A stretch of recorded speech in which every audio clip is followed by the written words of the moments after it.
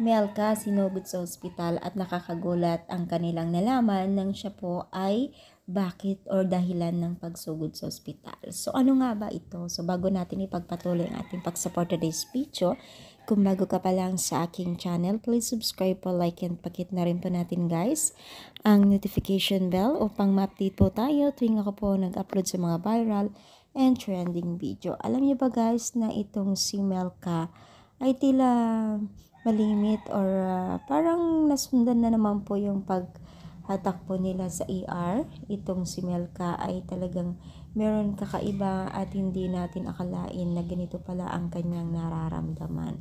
So, ayun nga po no, itong si Melka ay hindi po niya kinakaya yung pamimilipit po ng sakit sa kanyang tagiliran dahilan na rin po ng hindi niya kayanan kaya na-confine na naman po sa ospital at ito ay dami pong nagsasabi na baka daw may problema sa kidney, may UTI or appendicitis. So, syempre, lahat lang yan ay mga sintomas ng mga sinasabi nila. Imposibleng magkaroon o hindi, mga mima. Imposibleng meron din na bukol sa matres kasi iba-iba yan eh. Iba-iba yung sintomas po.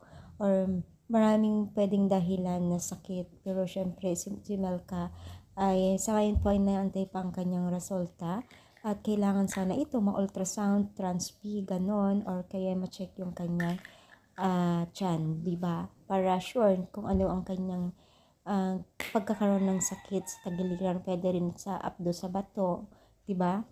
So, lahat yan mga sintomas, pero syempre ipag-pray natin na mild lang ang kanyang karamdaman, di ba? So, ano masasabi ninyo? I-comment down, pa-like po ang ating video. Thank you so much and more power. God bless all guys.